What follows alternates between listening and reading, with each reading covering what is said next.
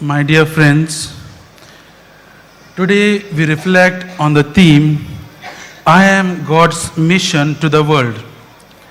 And today's readings are very apt for this theme. We have just now heard two announcement stories. In the first reading from the book of Judges, we see Manoah and his wife. And in the gospel, we see Zechariah and Elizabeth. Both the wives, both the women are barren. Although this couple are righteous before the Lord and they follow the commands of God blamelessly, they don't have a gift of a child. And as we know, in the Jewish society, being childless is considered a curse. But God has a plan for them. God has a mission for them.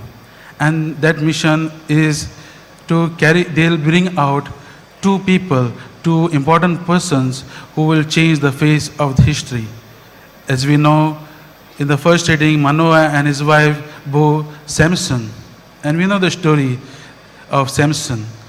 And in the gospel, we have Elizabeth and Zechariah who gave birth to John the Baptist, who will later on prepare a way for the Lord, who will bring the children of Israel back to the Lord.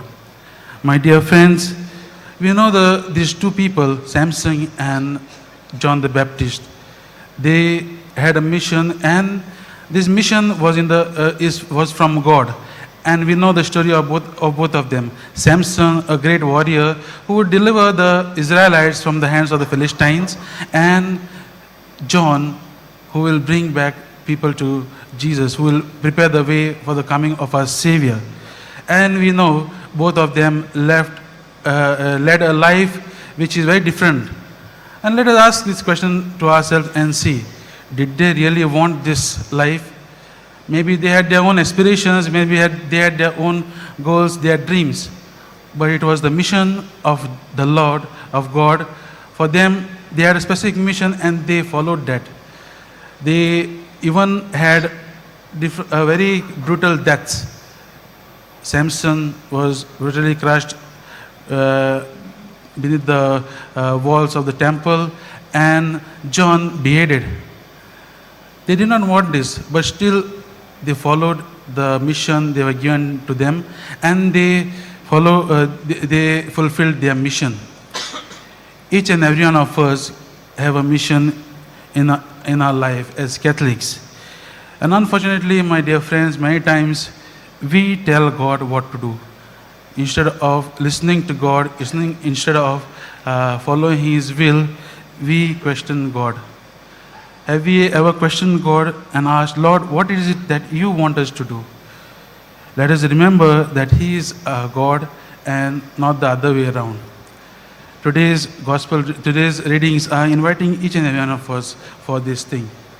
Even now, as we are in the exposition of the sacred relics of our Saint Francis Xavier, even he, actually, if you go to see, he was not supposed to come to India. Among the 10 companions, Ignatius had decided to send Nicholas Bobadilla, one of the companions, to India. But he fell sick, and now they wanted a replacement, and only St. Francis Xavier was there. And when he says, Francis, you have to go, he did not know what about this land. He did not know what was there, but he knew that it was a mission given to him by God, and he knew that it was God who would look after him. It was God who will be with him in his journey here in India. And he came here, although Christianity was here, but he was the one who spread this fire, the fire of Christ's love, to many. And as we know, if you see the history, many people remember, and many people crowd here in this place. Today, let us reflect as we are called, each and every one of us. We are given a mission. It's not only a mission of a priest, it's not only the mission of a religious nun or brother, sister. No, it's for everyone. Each of us, Catholics, are given this mission of proclaiming Christ to each and everyone who come in contact with. And for that, my dear friends, we need to first and foremost listen to the Word of God. We need to listen to the voice of God. God tells us, He comes to us, and we need to be prepared. As we are coming closer also to the birth of our Lord Jesus Christ, we might be also caught up with a lot of things, a lot of preparations, external preparations, getting our homes decorated, making sweets and all those things. But have we really sat with the Lord? Have we spent time with the Lord? And are we doing our spiritual preparation of our heart to take our Lord Jesus in our lives? If not, then we need to reflect on these questions. Before I conclude this short reflection of mine, I would like to conclude it with a short story.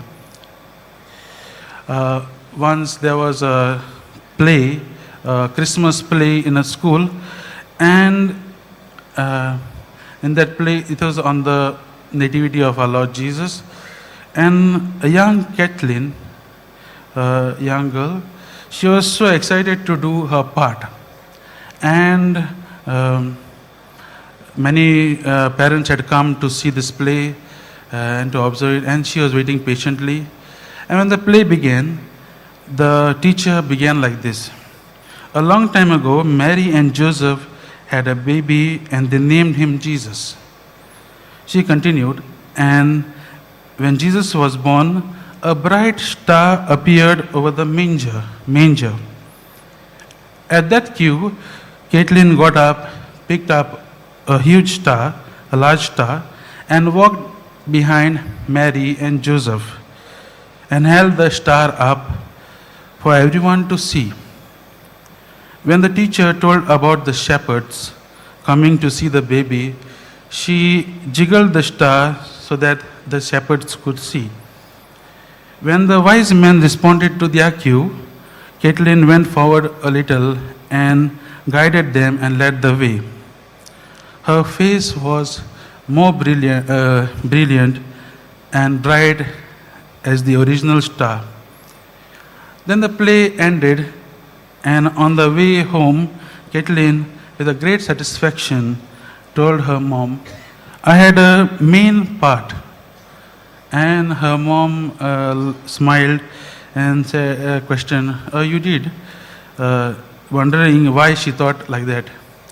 Then Caitlin responded to her saying, "Yes," she said, "because I showed everybody how to find Jesus."